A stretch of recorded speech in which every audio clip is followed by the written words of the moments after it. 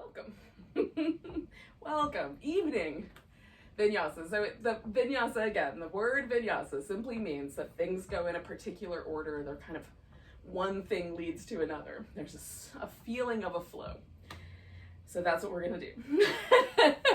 But a little more on an evening scale. Now, one of the things that's happening for me at this time of year is that the light is changing and it feels like it's not really nighttime yet. So I'm having a little like head, heart, body disconnection a little bit. So I'm hoping that I'll kind of find my way as we go along here in this kind of coming together. This is that time of year for me that's always really interesting. Like the winter sort of seems like it sets in and I get really in a groove somewhere in the mid-fall, and then summer sets in and I get in a groove. But spring and kind of early fall are these kind of interesting bubbly seasons that feel like I'm looking for my spot a little bit. So anyway, that's what's happening for me tonight. So we're gonna bubble with the spring and see how things land. So I have a couple things. I have a pillow, I have a blanket, and I have a couple of yoga blocks. And I'm gonna set myself up with a little fish pose. So I'm gonna use blocks tonight. And I like my head a little higher, but you can also have both your, if you use blocks, you can have both your blocks the same level, so your head winds up, kind of the chin is more level. Or you can even have something else, or your neck might even be long enough that your head can rest really lightly on the crown on the floor, and that's more like a traditional fish pose. So you're certainly welcome to play with those notions if your neck is not sensitive. If it is, then I recommend either the higher or slightly more level. So that's what I'm gonna do with my upper body, and then with my lower body, I'm gonna do straight legs. So if my knees feel like they're at all sensitive, I'll put either a pillow or a blanket under the knees as well. But let's see what happens. So,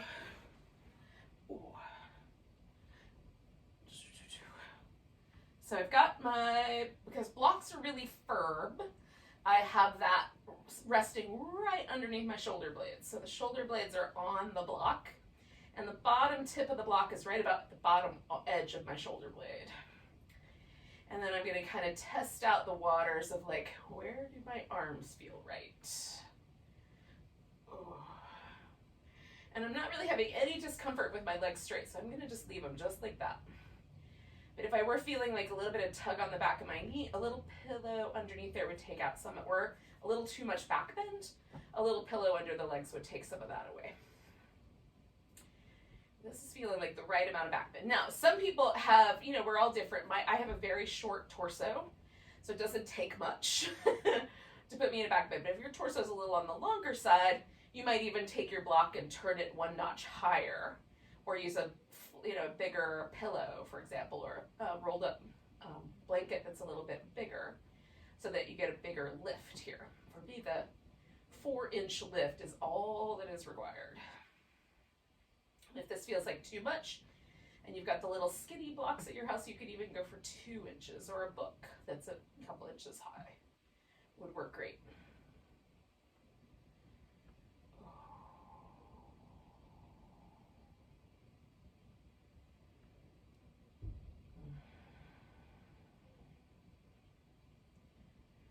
Now we're not going to stay here forever, but about another minute and a half or so, just long enough to feel like there's a little bit of a space being made across the front of the chest. And unwinding my shoulders a little bit. And I like the way this position kind of tunes me into the way the breath moves my rib cage.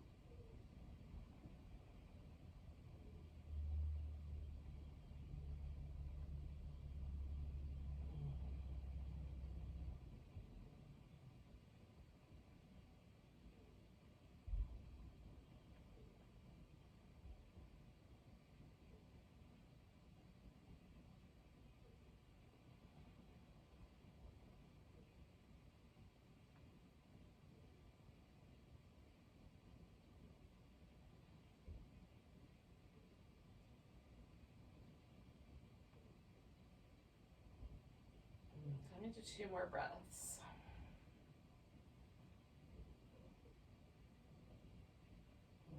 Now, for me, blocks are super, again, they're really firm and quite pushy in their support.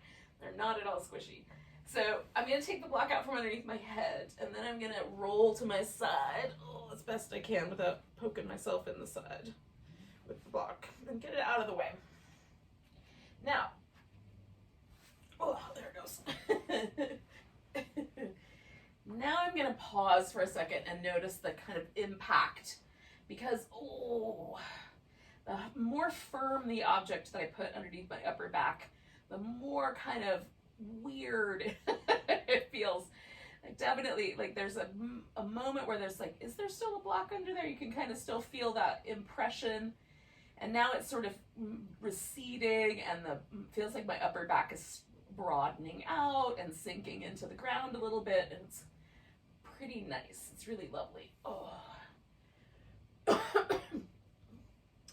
So, I'm just gonna pause with that. I'm doing these little windshield wipers for my low back. That feels kind of nice.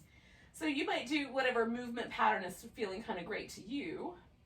Maybe something else is sounding nice, feeling good. Actually, I'm going to take one leg, the left one, and throw it up on top of the right one. And then keep this going for a few more moments. And then turn this into a twist. So, I'm going to let the legs come over, sort of settle them. A pillow always works really nicely for me, or a block, blanket, whatever I've got. Couch cushion, throw pillow. So just something that my legs can rest on, so that my shoulder over on the other side stays on the ground. So I'm going to let that sort of settle now. So this is largely about sort of opening up space across my chest and my upper back, because those places have been sort of coiled up all day.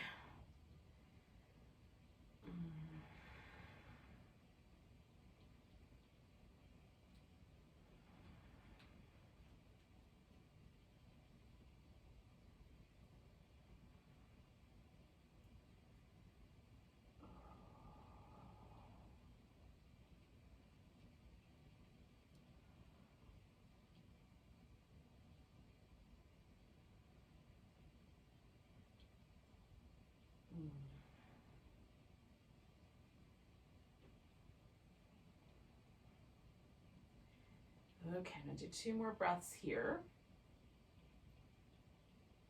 And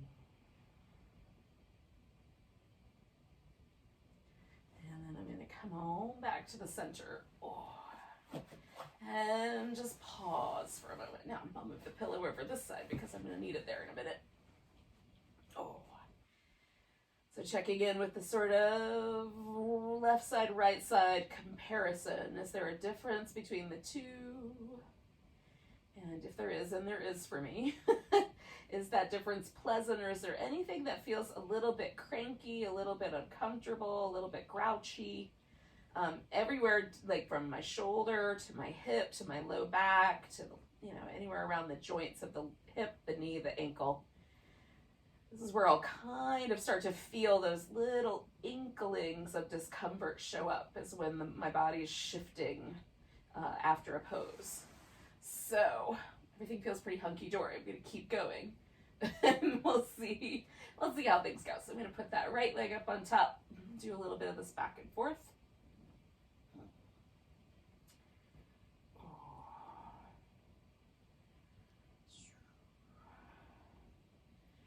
Do one more to the right, and then I'm going to come over and let myself settle into the twist.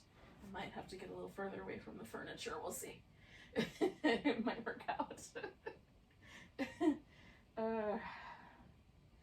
letting the right shoulder relax, letting the kind of, I'm just gently sort of drawing myself over, letting gravity help. So, but I'm a little bit more actively trying to kind of give myself this little twisty shape.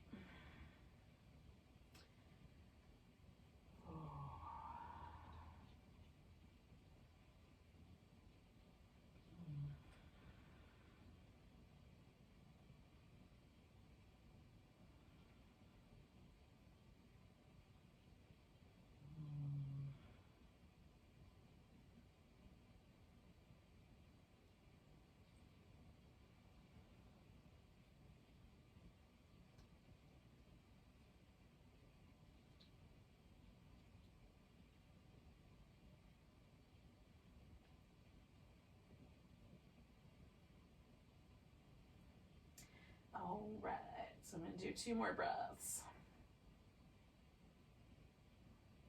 And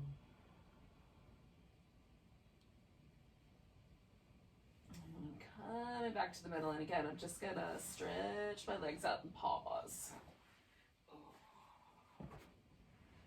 And see how things went. So I can feel that there's a little bit more of a tug on my right side. There's just the tiniest bit more sensitivity that sort of translates its way through a bunch of different places. A little bit in the shoulder, which might be where it begins. And even like the right hip is a little more sensitive, and I'm picking up on just the tiniest bit of like sensitivity that might be related to the hip socket or might be related to the hip flexor. Just a little change, like a little bit of resistance there. So I'll pay attention to my right side and kind of notice if I had a little bit of knee pain a day or so ago. So that might be relational. I'm putting my pieces together here, y'all. So these are little things, right? This is how practice for me is a way of sort of integrating myself back into my body.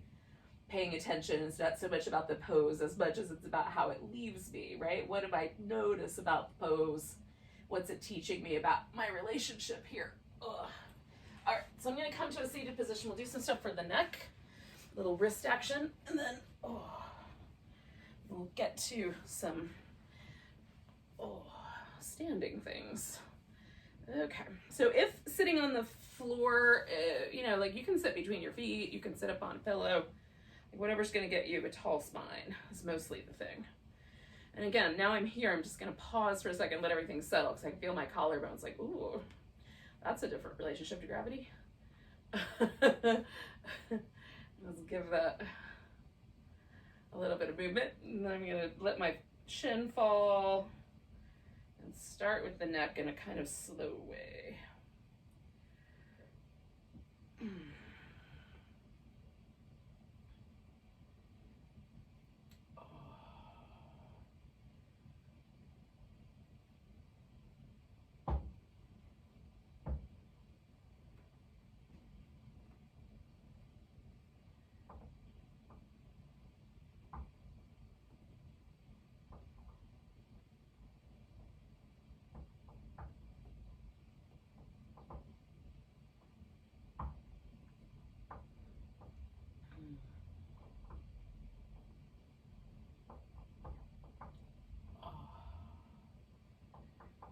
Definitely feeling a little bit of resistance. So I'm going to hang out with my right side just a little bit. And maybe you don't have any resistance. You just do one more round going back and forth.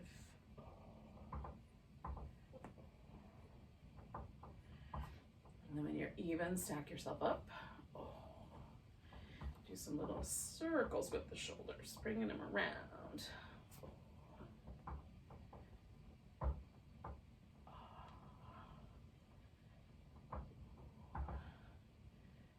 The other direction.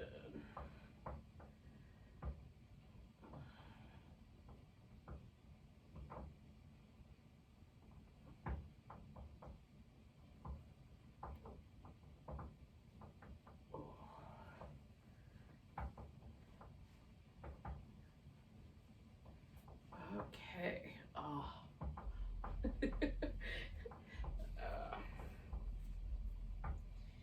So just noticing if you could add a little bit more movement. You can find kind of the end movement there. I'm gonna try to tame my mane here a little bit, and then add some circles with the wrists. Just trying to get a little bit of movement. I'm gonna go the opposite direction. So circles move my wrist in a particular way, and then I like to do this kind of more of a like wave pattern. Just a little bit of fluid movement in the wrist. Integrate the fingers. Stretch the hand out, kind of give yourself a little forearm stretch.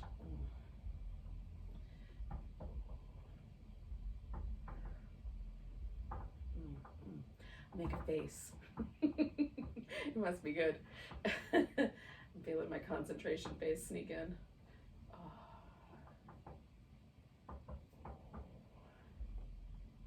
Giving it a little stretch that way.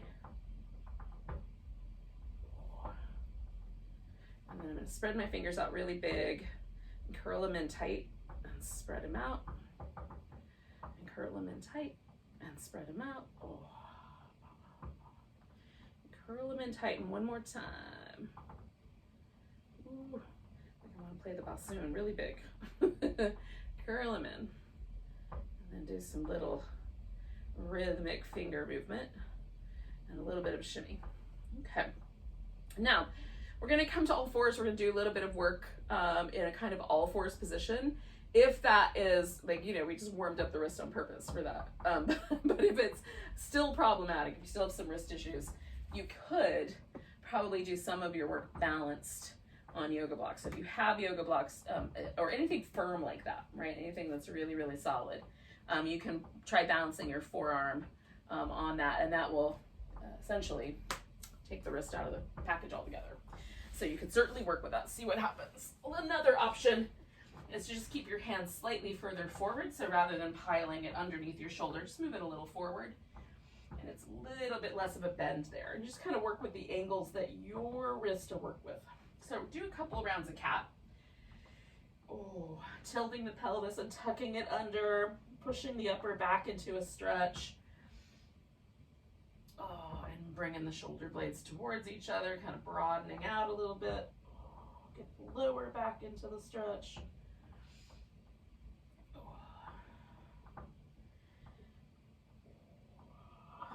Now we're going to take one leg up. I'm going to do the left one first because it'll be easier. So we're going to take this leg out. So we've got a little bit of a bind, and then we're just going to bring it up towards that elbow. As we come to the elbow, curl up through your abdominals. So you're going to hug in your belly button. Stretch it out.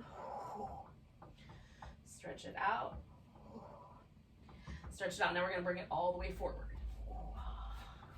and wiggle it into a spot for a lunge. Now, if you have trouble with your knee in a lunge, there's a couple of options. It depends on what the issue is. So if the issue is that your kneecap feels like it's like right on the floor and there's a lot of pressure, or the kneecap moves a little bit. If you put support under your shin bone, the kneecap will kind of float a little bit and you won't have that kind of pressure. If the issue is the floor is hard, you might be able just to put like a pillow or a blanket down under your knee, under the whole shin, and that might help. So just see if there's an issue. If there is an issue, you could do that, or you can just pick your knee up off the ground and do this with the, you know, in a higher lunge. And then you might come back down for the all fours stuff, or you, who knows, like you do you. That's what I would recommend, but you do your thing. So I'm just going forward. See, my right hip is that one that was a little bit tighter. I'm kind of testing out the limits. And then I back off. And we're going to add a little bit of a twist. So I'm going to turn to my left, find just the right amount of stretch. Now some people can turn around so far they can reach back and pull that foot up and put it in their hand. Generally for me that doesn't work out. It's just a little too far. Hold and steady. I'm getting a little taller, kind of feeling this twist coming from my abdomen here. And one more breath. Ooh, coming out of that, and then I'm going to send my hips back, but I'm probably going to wind up making this a tiny bit bigger. Yep. And then fold and forward. And I'm going to put both hands over here on the right side because I'm going to sweep that leg all the way back where it came from.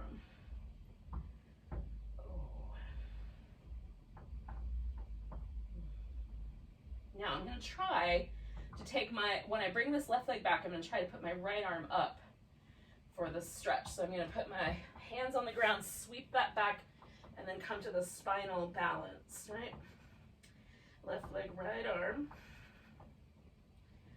Stretch in between those 2 points, one more breath here. Ooh, and then bringing that down. And then just pause and notice. Right side, left side, is there a difference? Is there kind of, when you put both knees on the ground, what happened to your body? How did it respond? And then, ooh, do some little cat shapes.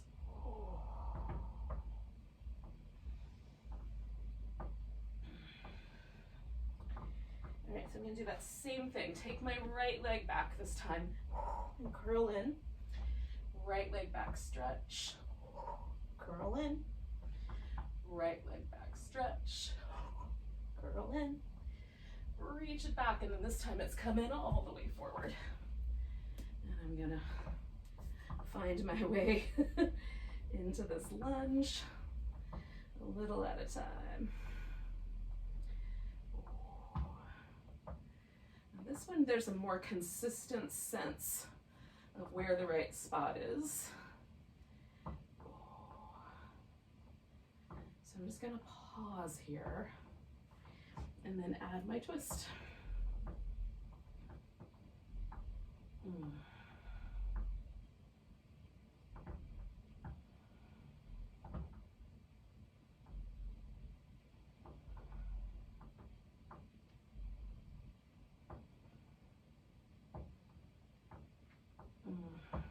Two more breaths. And I'm coming out of the twist, and again, I'm going to ease myself into the hamstring. Stretch both hands over here on the left.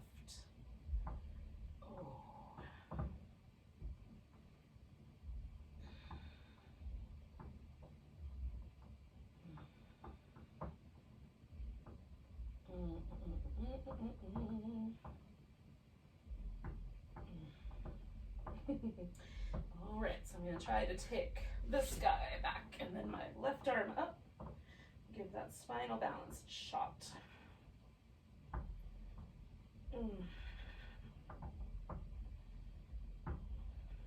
Nice long stretch. Ooh. Bring it down when you're ready. I'm gonna do a little child's posy kind of shape here. You can come directly to down dog if you want.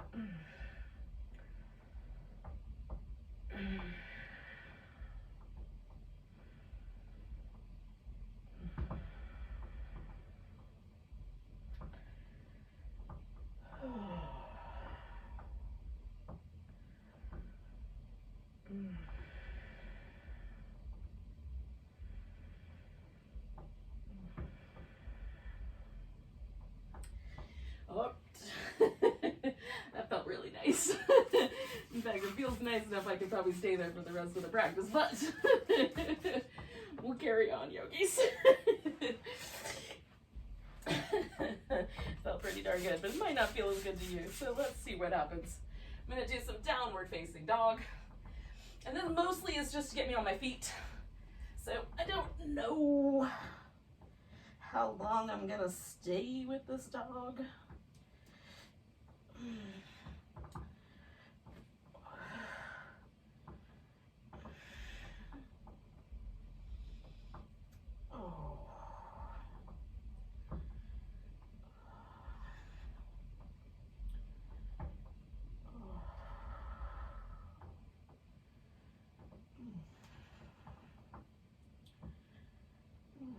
All right, yogis. When you're ready, we're going to come to a standing forward bend. I'm going to give myself a little kind of rinse. Sort of shake everything a little bit. And then lift up about halfway. Feel how that shifts things. And then fold in again. And then come up about halfway. Fold in again. And now I'm going to come all the way to standing in a moment. And give myself a nice big stretch at the top here. All right. Now we have to establish what the top of the mat is and what's the back of the mat. So you're just going to pick because we're going to sort of meander through. So I'm going to make this the top of my mat. That's going to be the back of the mat. So those landmarks are going to hold true no matter which direction I'm facing, right? So if I say turn your foot to the top of the mat, you're going this direction if you or whatever yours is. And then if I say turn your foot to the back of the mat, you're going that other direction. Right on? All right. So start with mountain pose. And again, just like I kind of have done almost every time I've paused, I'm feeling, is there any difference between the left side and the right side? Is there any muscle in my body that feels like it's having to connect, contract, or work extra hard to hold me in this upright posture? Theoretically, this pose should be almost effortless, but is it? Often for me, there's quite a bit of effort.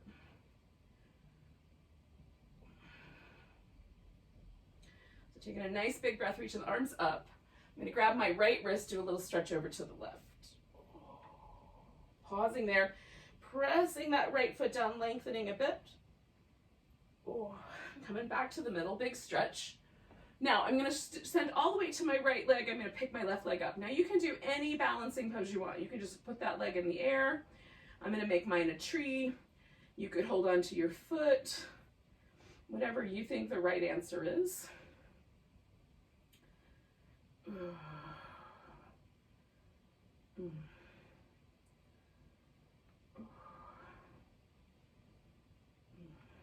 Taking a nice big breath. I'm going to step myself back. Now, I'm taking a warrior one eventually, but first I'm going to kind of just feel my way in to that warrior one shape. Like, where's the high lunge? Where's the warrior two? Where's that? It's not exactly a spot in the middle, but it's not far from the middle. And then without jerking my knee around, letting this leg really be a solid thing, and then this leg moving forward, so they're moving away from each other.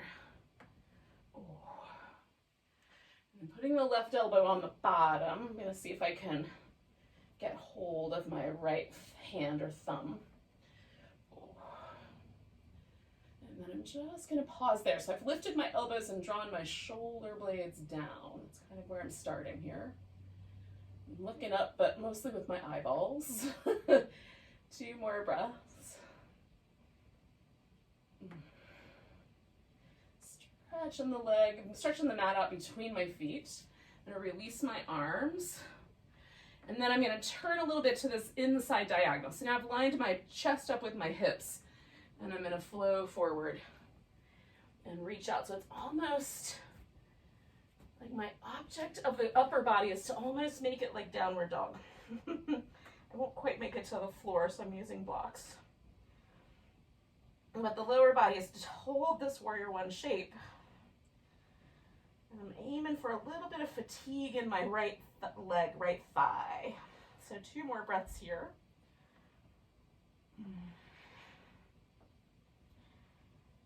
And then I'm going to straighten out that right leg. Bend it, straighten it.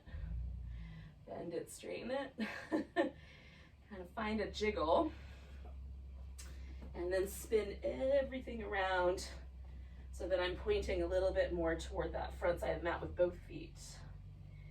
Now, if I've got enough hamstring stretch, I don't go any further. If I don't, I go a little further in. Try to get my chest a little closer to my thigh. Want less, I get a little further away. I've got a calf stretch on the left side that's kind of nice. Paying attention to this inner part of my hip and knee that I was mentioning earlier. Felt vulnerable. It feels vulnerable here too. Okay, so I'm coming around to this wide angle. So coming to the wide edge of the mat. In my case, it's a circle, but you got the idea. For rectangles, it would be the wide side. And then, finding a wide angle forward bend.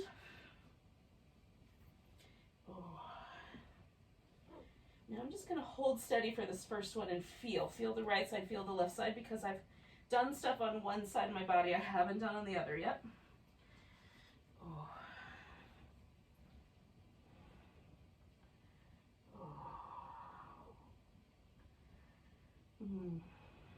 One more breath here.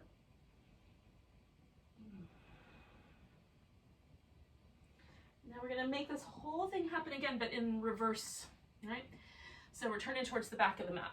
So adjusting my feet, finding myself into that sort of everything pointed towards the back of the mat, split leg forward bend shape.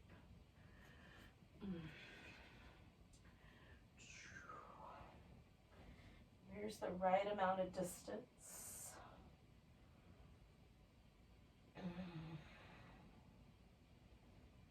Oh, I left one block behind. I'll grab it in a second.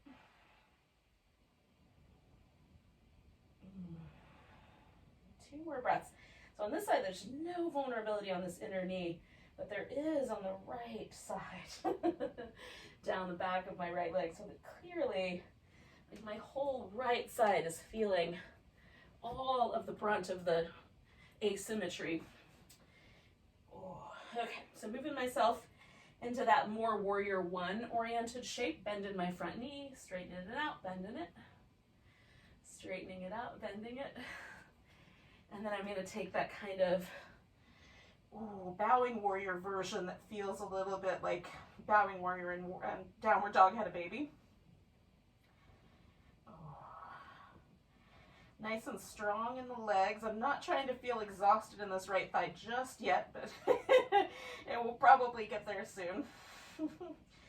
2 more breaths.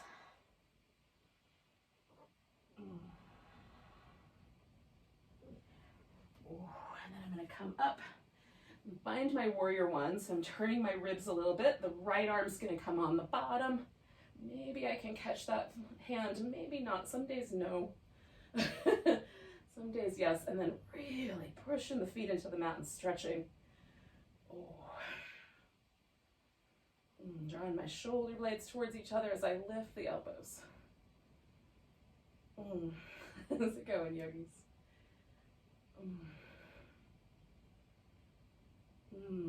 Okay, 1 more breath. And then I'm going to rinse this out. Now, the harder part of this for me is going right into my balance pose. So I'm going to try to get as much as I can, my weight to my left leg. And then, given that I'm in amongst some plants here, I'm going to make my tree pose happen to the best of my ability.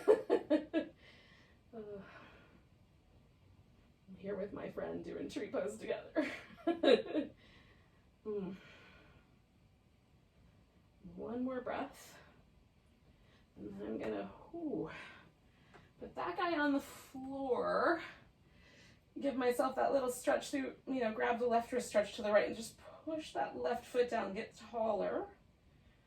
1 more breath. Coming back to the center. And then, reestablishing my mountain pose here at the back of my mat. And again, noticing if any change has occurred. Is there any, did I make myself more vulnerable? Less vulnerable? Is it kind of a wash?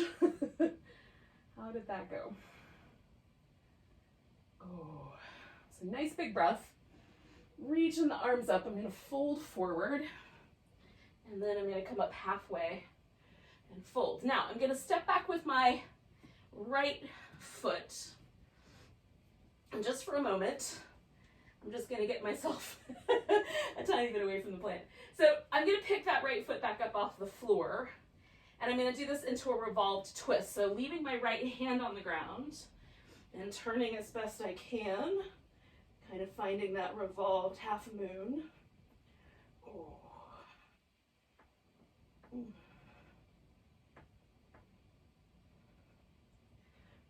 then putting the foot back down, I'm going to come to this,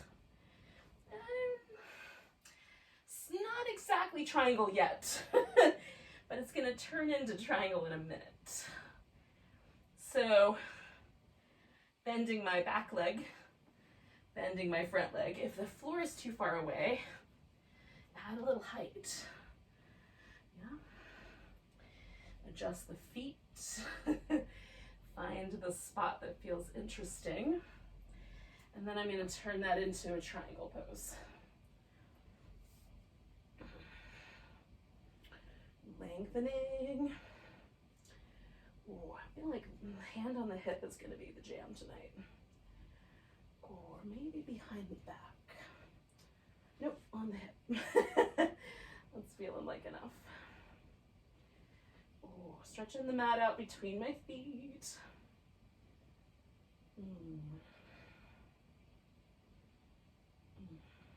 Bending my knee, coming into a side angle if I can do it without falling over.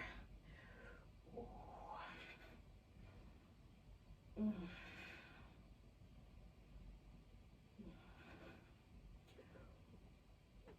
then I'm going to come around the middle.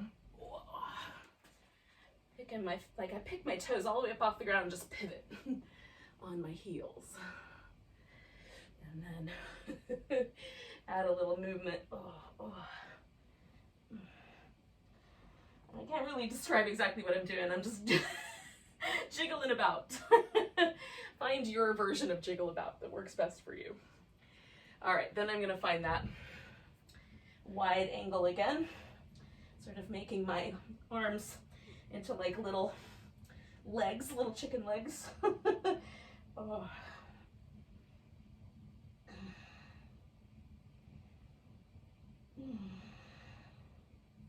Now I want a little bit of that feeling, like I'm leaning slightly into my hands, just so I have that little sense of an arm balance sensation.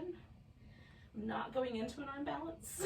I just want to feel a little bit of weight in my arms, not too much. Again, my wrists are sensitive some days. So just feeling a little bit of pressure. Now putting the weight back in my feet. I'm going to do this whole thing backwards. So that first takes me to my side angle pose. So I'm going to try to find my way there without falling over. Find the length.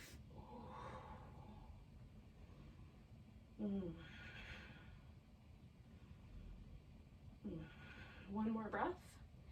And then I'm going to find my way into triangle pose.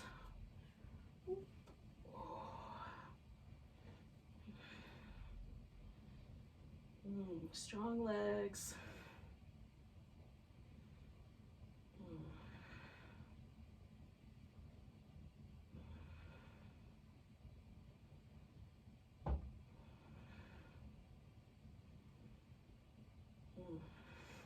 One more.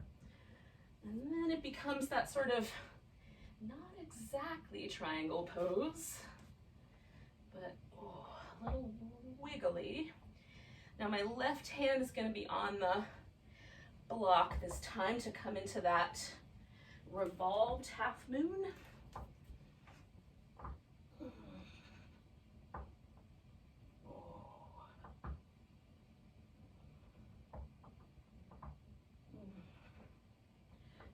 Putting that foot down. Stepping up, folding forward, coming up halfway, all the way to standing, and ultimately back to mountain pose, back up at the top edge of the mat, and then just checking in.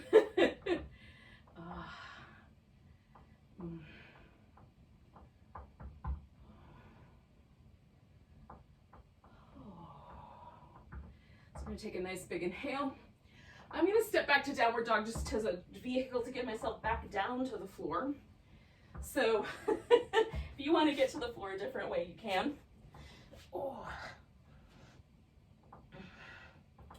I'm just going to go backwards.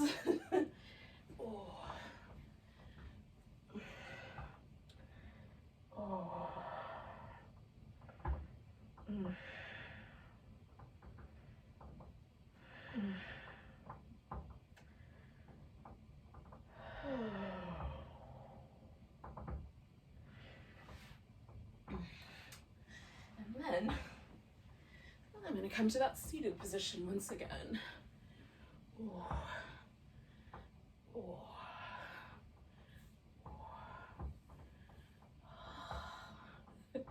Now the last time I found myself in this seated position, I just barely gotten started. Now I've had this whole kind of back and forth Vinyasa sequence.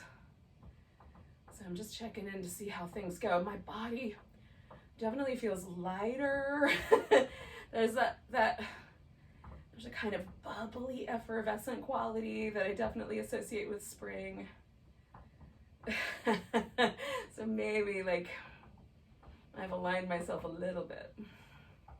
And you know, the evening quality as well, kind of calming, and my head feels pretty peaceful. So I'm gonna do a seated twist. Now I'm gonna leave my legs just as they are and just turn. My left leg is up on top, so that's the direction I'm going in. You can wrap your legs up in a more complicated style, put your knees on top of each other, put one leg over the other. You choose. Now for me, it's better when the twist happens with my pelvis nice and level. So I'm trying to keep my hips even on the floor. I'm trying to, you know, like if I feel the right sit bone trying to lift to come with me, I'm going to pause my twist. I'm going to test it out. Do I like looking over the front? No, the front. So I'm going to turn my heart to the left, but turn my head to the right.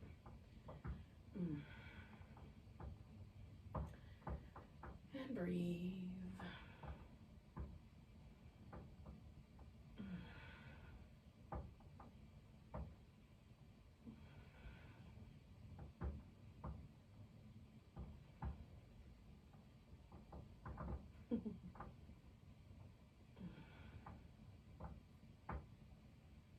So I have this clock that has this little Tibetan singing bowl, and every hour it chimes, and the point of the clock is to, it's like when it chimes you think, oh yeah, let me be mindful for a second. Oh, let me be mindful for a second. The problem is after a while, I don't hear the clock anymore, right? It's become background. Had the clock for years. Oh gosh, probably 20 years at this point, but now it's just background, right? I hardly ever notice the chime. So now I like when I hear a siren in the background, I try to let that be my like, ooh, get mindful for just a second, right? So you can, like, clearly yoga practice is meant to be a mindful practice, but you can also stick in like some little reminders. You know, every time you do a certain action, or you can set like an alarm on your phone to go off, and hopefully won't become like background noise. Okay, so I'm gonna switch leg position, sit up nice and tall, turn the other way. I needed a moment before I was gonna be ready to twist, and then I'm gonna keep my torso going that way and turn my head the other way. And just pause. Maybe like there was a siren in the background. That's what made me think of this. And sirens usually evoke a kind of fear for some, you know, there's kind of this, like, oh, something's not right. So it's a good time to be mindful. Just pause, pay attention to the breath, notice how your body responds, right? So that's what we're doing with the yoga poses. Pause, pay attention to your breath, notice how your body responds. And if you do certain poses and your body responds with tension or like, oh, then notice that. I'm not saying it's wrong, just notice the response. Sometimes you want that muscle attention. Oh, so I'm not quite done yet. I'm going to turn, I've got like a little bit more room with my upper back now, so I'm just going to turn that one more time. And take up that slack and then pause again. Try not to be abusive. I'm not forcing things.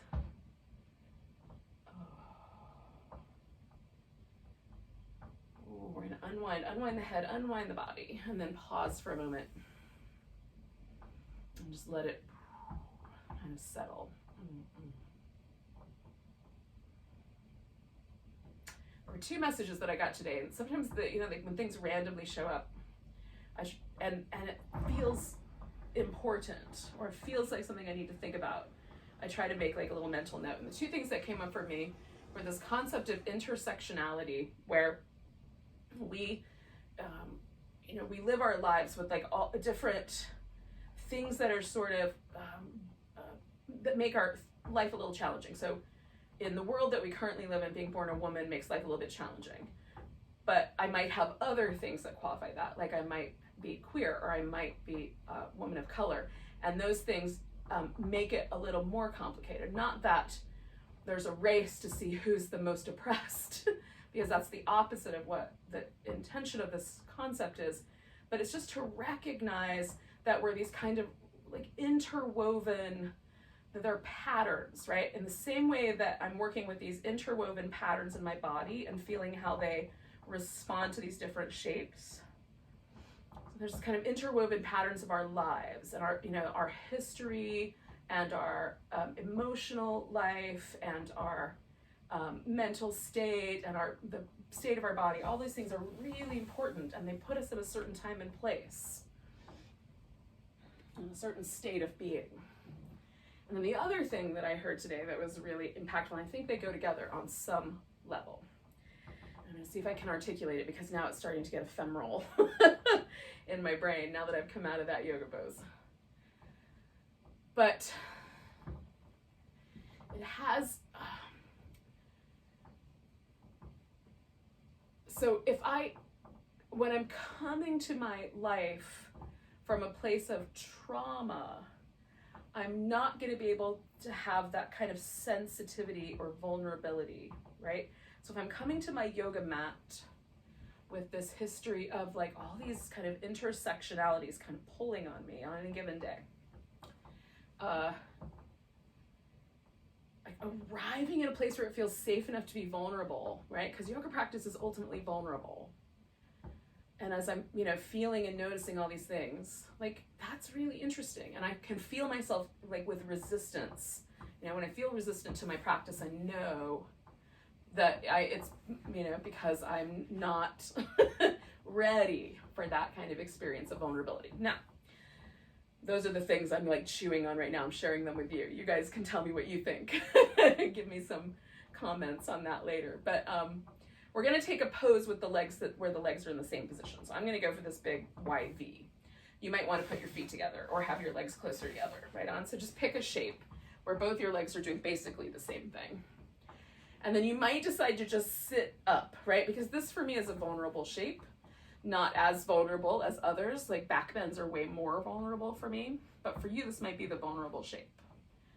So just allowing yourself to kind of, with sensitivity and not trying to create any, you know, and the concepts I just mentioned are heavy concepts and mostly probably appropriate in other realms, but they, like yoga practice is like an opportunity to practice these things, right? Practice these ideas in a really sacred inner way.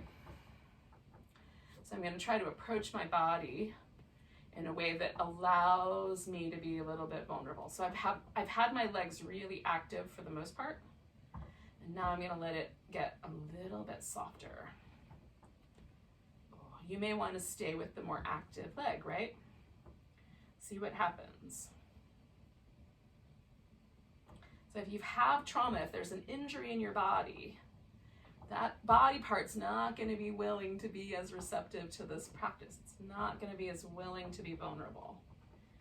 So give yourself the space for that. Don't demand of it that it be vulnerable.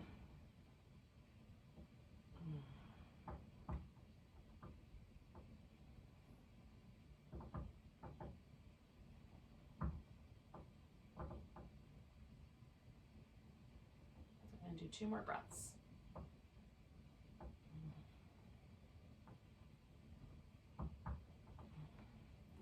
Up. Now, the ultimate vulnerable pose, which is our final pose, Shavasana. And it's one of the most interesting ones as a yoga teacher that for me is watching people respond to the imposition, that might be the right word, of Shavasana, like lay down and stay still, is really interesting because some of us really can't be still. There are many days where I have trouble being still. So we're gonna try it. We're gonna see what happens. I found that a few things help. Having something to go under my legs, having something to rest my head on makes it feel more appropriate to let go. So I'm giving myself a little bit of support. See where I'm getting these concepts are all like mingling in my brain. I feel like what is kind of interesting about the pandemic, and for me in particular, and I'm still percolating on all of this stuff, but one of the things I think is going to be really interesting is how we come out of this deeply traumatizing time, and move towards being more open and vulnerable again. We have to. I think that's the way the world has to be. We have to be more sensitive, but it's really hard to be sensitive when you're feeling the effects of trauma, feeling the effects of that discomfort, anger, whatever it is. Like when you're up in your stuff, it's really hard to be sensitive. So we're going to practice that sensitivity here, letting go, releasing, giving ourselves a little safe spot. I'm on my little magic carpet. I'm giving myself that chance to just unwind.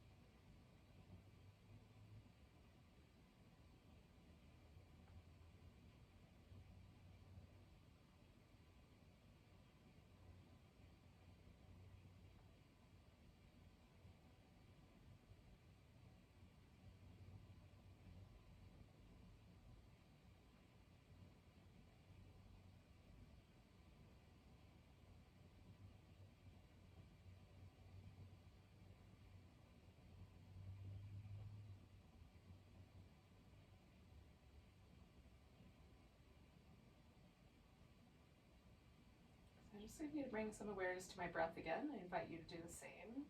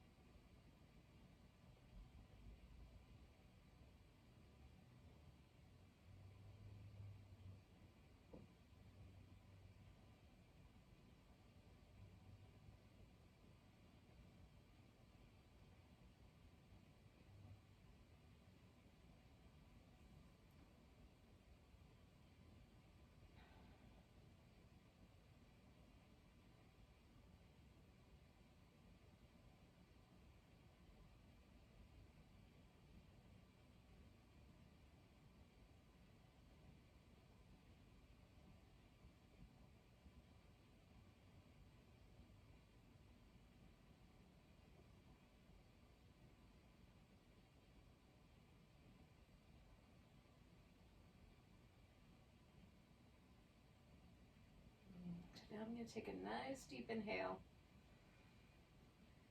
Let it go with a sigh.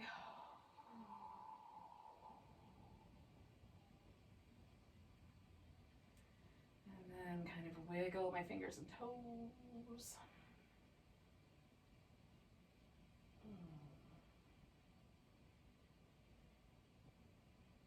Stretch out my hands, curl them in. Stretch them out, curl them in. Give the wrist and ankles a little movement.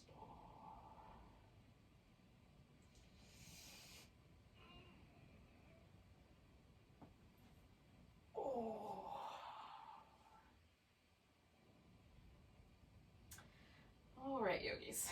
I'm going to come back to a seated position.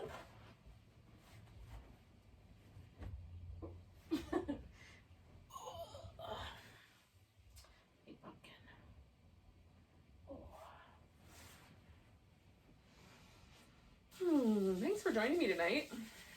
Let's take a big breath together. A big deep sigh.